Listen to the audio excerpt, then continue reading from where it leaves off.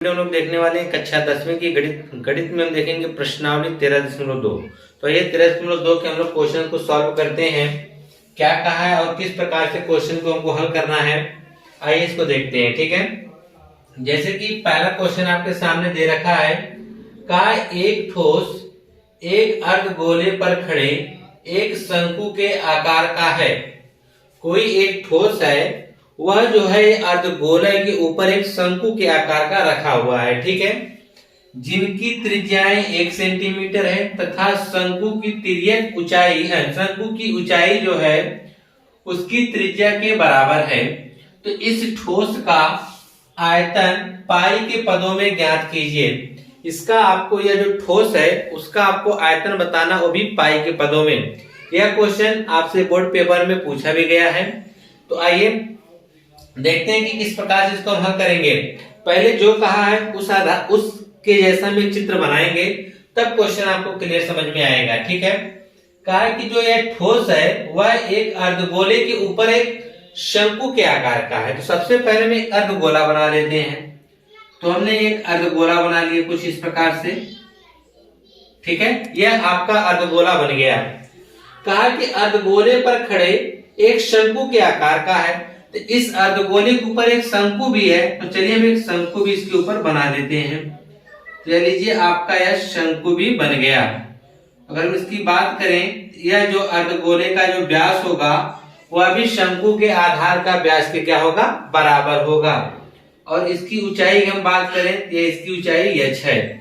और उसमें दे रखा है, कहा है कि जिनकी त्रिज्याएं 1 सेंटीमीटर है, मतलब यहां से लेकर यहां तक जो माप है वह 1 सेंटीमीटर है। कितना है, 1 सेंटीमीटर अगर त्रिज्या है। कहा है ना कि चाहे शंकु हो चाहे अर्धगोला हो, दोनों की त्रिज्याएं बराबर होंगी, तभी वह एक दूसरे के ऊपर अध्यारोपित या रखे जा सकते हैं। अगर इनमें से किसी की त्रिज्या कम या ज्यादा हुई तो हम उसे एक दूसरे के ऊपर नहीं रख पाएंगे। ठीक है, क्योंकि अगर जिसकी शंकु की त्रिज्या कम होगी तो वह अर्धगोले के अंदर चले जाएंगे, अगर शंकु की त्रिज्या ज्यादा होगी तो वह अर्धगोले को ढक लेगी। ठीक है, तो इस प्रकार से हम कह सकते हैं, और इसमें दिया भी गया है कि दोनों की त्रिज्याएं क्या होंगी, समान होंगी, चाहे वह शंकु हो चाहे अर्धगोला हो। तो उसमें एक चीज और कहा कि जिनकी त्रिज्याएं 1 सेंटीमीटर है, तो त्रिज्या दोनों की 1 सेंटीमीटर हो गई। कहा शंकु की जो ऊंचाई है उसकी त्रिज्या के बराबर है। तो इसकी त्रिज्या तो 1 सेंटीमीटर, तो शंकु की ऊंचाई, शंकु में 2 ऊंचाई होती है, यह ऊर्ध्वाधर ऊंचाई होती है, तिर्यक ऊंचाई होती है। तो इसमें जिस ऊंचाई की बात किया है वह ऊर्ध्वाधर ऊंचाई है। ठीक है, तो वह कितना माप दे रखा है, वह दे रखा है 1 सेंटीमीटर, क्योंकि उसने बोला है ना उसकी त्रिज्या के बराबर है। तो उसकी त्रिज्या की माप कितनी है, 1 सेंटीमीटर। तो हमने 1 सेंटीमीटर निकाल दिया, लिख दिया। ठीक, कहा कि इस ठोस का, यह जो ठोस है इस ठोस का आयतन बताना है। आयतन तो आप लोग भली भांति जानते हैं, जैसे अर्धगोला है, अर्धगोले के अंदर आप समझ लीजिए जितना पानी भर सकते हैं उसमें जितना पानी आएगा, यह अर्धगोले के अनुमान जो भी आकार का बर्तन होगा उसमें जितना पानी आप भर सकते हैं वही उसका क्या कहलाएगा, आयतन कहलाएगा। उसी प्रकार से यह शंकु है, शंकु को आप उल्टा कर देंगे, उसमें जितना आप पानी भर सकते हैं वही उसका पानी जितना उसमें आ जाएगा वही उसका क्या कहलाएगा, आयतन कहलाएगा। ठीक है, तो हम इसका आयतन निकालने के लिए क्या करेंगे कि अर्धगोला और शंकु दोनों के आयतन को निकाल के हम जोड़ देंगे तो हमको इस पूरे ठोस का आयतन मिल जाएगा। क्वेश्चन लगाने के लिए जो भी चीजें पता है उसको यहाँ पे लिख देंगे। हमको क्या क्या पता है, हमको पता है शंकु और अर्धगोला दोनों की त्रिज्याएं कितनी है, 1 सेंटीमीटर है। यहाँ पे हम लिखेंगे शंकु एवं अर्धगोला, शंकु एवं अर्धगोले की त्रिज्या, अर्धगोले की त्रिज्या इसे हम स्मॉल r से व्यक्त करते हैं, वह कितना है, 1 सेंटीमीटर है। और हमको शंकु की ऊंचाई पता है, वह भी कितनी है, 1 है। लिखेंगे शंकु की ऊंचाई, शंकु की ऊंचाई, शंकु की ऊंचाई यानी h, वह भी कितना है, 1 सेंटीमीटर। अब हमको निकालना क्या है, इस ठोस का आयतन। लिखेंगे ठोस का आयतन बराबर, ठोस का आयतन बराबर, तो ठोस का कितना आयतन होगा, तो जो अर्धगोला होगा और शंकु का आयतन होगा। देखेंगे अर्धगोले प्लस शंकु, ठीक है, अर्धगोला और शंकु का आयतन जो होगा वही इस ठोस का आयतन होगा। ठीक है, तो अर्धगोला, तो गोले का होता है 4/3 पाई आर क्यूब, तो अर्धगोले का हो जाएगा 2/3 पाई आर क्यूब, प्लस शंकु का क्या होता है, शंकु होता है 1/3 पाई आर स्क्वायर। यस, क्या होता है 1/3 पाई आर स्क्वायर। यस, याद रख लीजिएगा, यह अर्धगोले का है या शंकु का है। हमको पता है आर और यश का मान कितना रखना है, 1 रखना, तो चलिए रख देते हैं 2/3। और हाँ, हम तो पाई का मान 22/7 नहीं लिख सकते हैं, क्योंकि उसने कहा कि इसका जो उत्तर देना है पाई के पदों में देना है, तो पाई को रहने दीजिए, गुणे आर क्यूब। आर का मान कितना है 1, तो आप यहाँ 1 का क्यूब कर सकते हैं, ठीक है, प्लस 1/3 पाई तो रहेगा ही। यहाँ आर स्क्वायर, आर का मान कितना है 1, तो 1 का स्क्वायर कर देंगे, गुणे एच स्क्वायर, एच मतलब 1 रख देंगे। ठीक है, तो 1 का क्यूब करेंगे तो कोई फर्क नहीं पड़ेगा, 1 ही आएगा। 1 की चाहे कितने भी घात करिए 1 आएगा। 1 का गुणा 2/3 में करेंगे तो 2/3 ही आएगा, तो जाएगा 2/3 पाई। यह 1/3, 1 का स्क्वायर करेंगे 1 आएगा, 1 में गुणा 1 में करेंगे तो 1 आएगा, 1 के गुणा 1/3 में करेंगे तो 1/3 ही रहेगा, यानी 1/3 पाई आ गया। ठीक है, अब देखिए इनका हर बराबर है, यह आप यहाँ से पाई कॉमन ले लीजिए। और बेहतर समझने के लिए जब आप पाई कॉमन ले लेंगे, यहाँ क्या बचेगा 2/3 बच जाएगा और प्लस 1/3 बच जाएगा। और आप भली भांति जानते हैं अगर इनका हर बराबर हो तो ऊपर अंश को जोड़ देते हैं तो 2 + 1 हो जाएगा, तो आ जाएगा पाई कोष्टक में 3/3। 3 से 3 कट के क्या आ जाएगा 1 आएगा, और 1 का गुणा पाई में करेंगे तो क्या आएगा पाई, और मात्रक क्या है सेंटीमीटर क्यूब। इसका जो आयतन आएगा वह कितना आएगा पाई सेंटीमीटर क्यूब। यह क्वेश्चन वेरी वेरी इंपॉर्टेंट है, यह बोर्ड एग्जाम में कई बार पूछे भी गया है। ठीक है, आइए अब हम इसका दूसरा वाला क्वेश्चन देखते हैं। ठीक है, दूसरा वाला क्वेश्चन जो है वह थोड़ा सा देखने में आपको बड़ा दिख रहा होगा, पर वह सिर्फ उसमें लिखा गया है बहुत कुछ, पर उसका सवाल बहुत आसानी से लगेगा।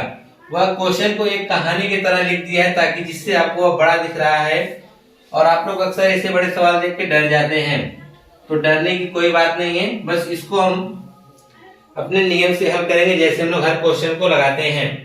देखिए इसमें क्या कहा है एक इंजीनियरिंग के विद्यार्थी रचल से एक पतली एल्युमिनियम की शीट का प्रयोग करते हुए एक मॉडल बनाने को कहा गया।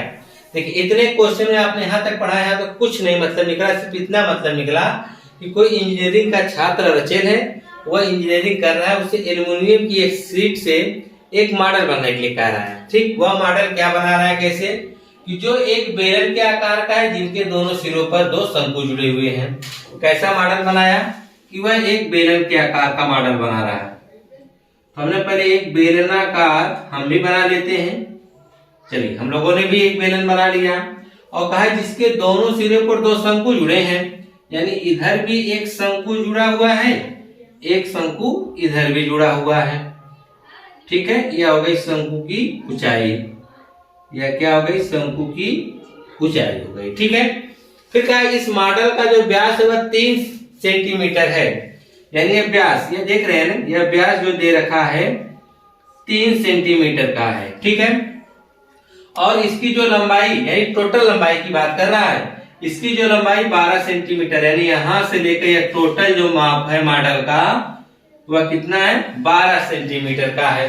यदि प्रत्येक शंकु की ऊंचाई 2 सेंटीमीटर हो, यह शंकु है ना, यह शंकु की ऊंचाई है कितना दे रखा है 2 सेंटीमीटर, इधर भी शंकु की ऊंचाई कितनी हो जाएगी 2 सेंटीमीटर। ठीक है, तो कहा है कि तो रचेल द्वारा बनाए गए मॉडल में अंतविष्ट हवा का आयतन बताइए, यानी इसमें कितना हवा आ सकती है, इसका आपको आयतन बताना है। तो सिंपल सी बात है, आप जैसे इससे पहले क्वेश्चन के उसी प्रकार से इसको भी आप करेंगे, बस इसमें आकृतियां बदल गई हैं, ध्यानपूर्वक समझिएगा। वह एक बेलन लिया है, ठीक, बेलन के दोनों सिरों पर उसने क्या किया एक शंकु जोड़ दिया है, तो शंकु जो होगा और बेलन दोनों का व्यास 3 सेंटीमीटर है, क्लियर है। लेकिन शंकु की ऊंचाई 2 सेंटीमीटर 2 सेंटीमीटर है। तो अब देखिए इसका आयतन हम कैसे निकाल सकते हैं। तो आयतन निकालने के लिए क्या करना पड़ेगा, हम पहले बेलन का आयतन ले लेंगे और इधर शंकु का और शंकु का, यानी 3 आकृतियां आपके सामने हैं, जिसमें से एक बेलन और 2 ठो शंकु हैं। हम क्या करेंगे कि इसका आयतन और इसका तीनों को जोड़ देंगे तो हमको पूरे यह जो आकृति है, जो मॉडल बना हुआ है, इसमें कितनी हवा है, जितनी हवा इसमें होगी, यानी जितना इसमें खाली स्थान होगा उतने हवा रहेगी। तो खाली स्थान किसके बराबर होगा, आयतन के बराबर होगा। इसका हम आयतन निकालेंगे, ठीक है। तो उसके लिए हमको इनका अलग अलग निकालना पड़ेगा आयतन। तो शंकु का आयतन हम जानते हैं क्या होता है, 1/3 पाई आर स्क्वायर एच, ठीक है। तो 1/3 आर तो यहाँ व्यास से मिल जाएगा और इसकी ऊंचाई जो दे रखा है, यानी शंकु का काम तो हो जाएगा। अब रह गई बेलन, तो बेलन का होता है पाई आर स्क्वायर एच, यानी पाई का मान 22/7, आर का मान यहाँ से निकाल लेंगे, रह गया एच। अब बेलन की लंबाई तुमको पता नहीं है, यानी ऊंचाई उसकी, तो आइए निकालते हैं बेलन की ऊंचाई, कह सकते हैं लंबाई। तो ये बताइए टोटल जो है इस मॉडल की लंबाई कितना है, 12 सेंटीमीटर। हम क्या करते हैं, शंकु को काट के निकाल देते हैं ताकि हमको सिर्फ बेलन की लंबाई कहिए या ऊंचाई की वह पता की जा सके। तो हम क्या करते हैं कि इधर इस शंकु को जब काटेंगे तो 2 सेंटीमीटर लंबाई शंकु है ना, 2 सेंटीमीटर इधर से आएगा, 2 सेंटीमीटर इधर से आएगा, तो 2 2 4, यानी 4 सेंटीमीटर क्या हुआ, इस आकृति इस मॉडल से हटा दिए। तो बची लंबाई कितनी, 8, यानी ये जो बेलन है इसकी लंबाई कितनी बची है, 8 है। अब सोचिए बेलन की लंबाई 8 है, इस शंकु की लंबाई 2 है, इस शंकु की लंबाई 2 है, 2 8 10 10 2 12, तभी ना पूरे मॉडल की लंबाई 12 सेंटीमीटर हुआ। तो हमको पता चल गया कि शंकु की जो लंबाई है वह टोटल लंबाई में से हमने दोनों शंकु की लंबाई को घटा दिया, तो हमको बेलन की लंबाई मिल गई। अब हम सवाल को लगा सकते हैं, ठीक है। आइए हमको क्या क्या लिखना पड़ेगा उसको देखिए। पहले चीज मेन यह होता है कि आप सवाल को पहले लिख के लगाया करिए, जो जो आपको जानकारी पता है पहले उनको आप लिख लीजिए। जैसे हम सबसे पहले लेते हैं बेलन को। हमको बेलन के बारे में क्या क्या पता है, हमको बेलन और शंकु दोनों का व्यास पता है। लिखेंगे बेलन एवं शंकु, बेलन एवं शंकु का व्यास। तो बेलन एवं शंकु के व्यास को व्यक्त करते हैं डी से। डी का मान कितना दे रखा है, 3 सेंटीमीटर। हमको व्यास की नहीं जरूरत पड़ती, हमको त्रिज्या की जरूरत पड़ती है। तो हर बार जगह आप देखते हैं ना आर लिखा रहता है, यानी हम त्रिज्या निकालेंगे इसकी। और भली भांति जानते हैं त्रिज्या जो होगी इसकी आधी होगी, यानी 3/2 सेंटीमीटर। चलिए शंकु और बेलन की त्रिज्या तो फाइनल हो गई। अब हम लिखते हैं बेलन की ऊंचाई। क्या लिखेंगे, बेलन की ऊंचाई, बेलन की ऊंचाई। तो बेलन की ऊंचाई तो आपने निकाल लिया। चलिए इसकी ऊंचाई को हम व्यक्त करते हैं कैपिटल एस से, ठीक है, क्योंकि दो दो ऊंचाइयां हो जा रही है, इसलिए इस ऊंचाई को हम एस से व्यक्त कर देते हैं। यह कैसे हमको मिला, 8 तो निकाला आपने, कैसे, हम टोटल लंबाई में से हमने क्या किया, टोटल लंबाई में से 2 गुणे शंकु की लंबाई को घटा दिया। 2 शंकु है ना, हम दोनों की शंकु की लंबाई कहिए या ऊंचाई कहिए, बात तो एक ही है, तो हमने इसमें से घटा दे रहे हैं। तो 12 - 2 गुणे 2 हो जाएगा, ठीक है। क्या होगा, 12 - 2 गुणे 2 तो हो जाएगा 12 - 4। तो डायरेक्ट लिख देते हैं ना, यहाँ पे आप लोग समझ जाएंगे कितना होगा, 8 सेंटीमीटर, ठीक है। यह होगी बेलन की ऊंचाई। हमको शंकु की भी ऊंचाई पता है, लिख देंगे शंकु की ऊंचाई, शंकु की ऊंचाई। तो शंकु की ऊंचाई को हम स्मॉल एस से व्यक्त कर देते हैं, वह कितना है, 2 सेंटीमीटर है, ठीक है। अब देखिए हमने सभी माप के बारे में लिख दिया, अब हमको आयतन निकालना है। तो क्या पूछा है ना, मॉडल में अंतविष्ट हवा का आयतन आपको बताना है। तो चलिए मॉडल का हम सीधे आयतन ही निकाल देते हैं। अब इस चित्र को मिटा देते हैं, ठीक है। अब इसके हमको फिलहाल कोई अभी आवश्यकता नहीं है, लेकिन आप लोग जितना भी मेंसुरेशन के क्वेश्चन को हल करेंगे, चित्र के साथ हल करेंगे, तो आपको बेहतर रहेगा, क्योंकि चित्र के साथ हल करेंगे क्वेश्चन भी आपका गलत होने कोई चांसेस नहीं रहेगा और आपको पूरे का पूरा नंबर मिलेगा, ठीक है। तो हम लिखेंगे मॉडल का आयतन, मॉडल का आयतन। तो मॉडल का आयतन कैसे मिलेगा? हमको बेलन का चाहिए आयतन प्लस और दोनों शंकु का भी चाहिए ना, दो शंकु है ना, तो 2 गुणे शंकु लिखते हैं ना, 2 गुणे शंकु, क्योंकि दोनों की माप तो सेम है। 2 गुणे शंकु का आयतन। बेलन का आयतन होता है पाई आर स्क्वायर एच। बेलन के लिए हम लोग एच का मान कैपिटल रखे हैं तो एच कैपिटल हो जाएगा, प्लस 2 गुणे शंकु का आयतन 1/3 पाई आर स्क्वायर एच। यही ना होगा। अब क्वेश्चन को हम सॉल्व करना शुरू करते हैं।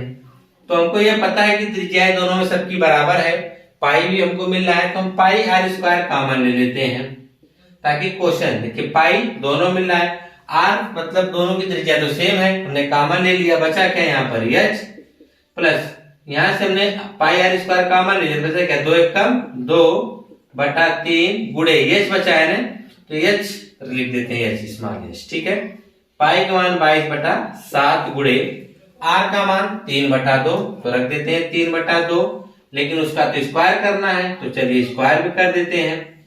कोष्टक में कैपिटल एच का मान कितना है 8, तो हम 8 रख देते हैं यहाँ पर, ये स्क्वायर है। ठीक है, प्लस 2/3 गुणे स्मॉल एच तो 2 सेंटीमीटर है, तो यहाँ पे 2 रख दिए, तो जाएगा 22/7 गुणे 3 त्रिका 9/4। दूसरे कोष्टक में 8 प्लस 2 दूना 4 बटा में 3। हम जानते हैं कि इसे हम काट भी सकते हैं, 2 से काटेंगे 2 दूना 4, 2 से काटेंगे 11, तो ऊपर 11 9 99/7 दूनी 14। कोष्टक में जिसके बटा में उसके बटा में 1 या 3 गुणा कर दिए इस प्रकार से, 8 त्रिके 24, 24 में 4 जोड़ दिया जाएगा 28/3। ठीक है, कैसे 8 प्लस 4/3, जब ऐसा आपके सामने है तो इसे करिए ना, 8 त्रिके 24, 24 4 28/3। कैसे होता है प्रोसेस देख लीजिए। 1 और 3 कैसे लेंगे 3, 1 से 3 में भाग करेंगे 3 बार, 3/24, 3 एकम 3, एक बार 4 जोड़ देंगे, वही बात आई ना, तो अब डायरेक्ट कर दिया करिए। आगे देखिए अब, तो आयतन बराबर आया 99/14 गुणे 28/3। ठीक है, 14 दूनी 28, 3 से 99 33, तो 33 गुणे 2 यानी 66 सेंटीमीटर क्यूब आएगा। यानी आप यहाँ पे लिख सकते हैं कि रचल द्वारा जो बनाया गया मॉडल में अंतरिक्ष हवा का जो आयतन होगा, यहाँ पे आप लिख सकते हैं मॉडल में क्या लिखना पड़ेगा, मॉडल में अंतरिक्ष हवा का आयतन बराबर 66 सेंटीमीटर क्यूब होगा। ठीक है, तो इस प्रकार से आपने 2 क्वेश्चन देखा है। ठीक है, जो और क्वेश्चन है हम आपको अगली वीडियो में बताएंगे, उस वीडियो की लिंक हम इस वीडियो के डिस्क्रिप्शन में दे देंगे, या ऊपर आप लोग यहाँ पे शो करा उस पर भी क्लिक करके आप देख सकते हैं।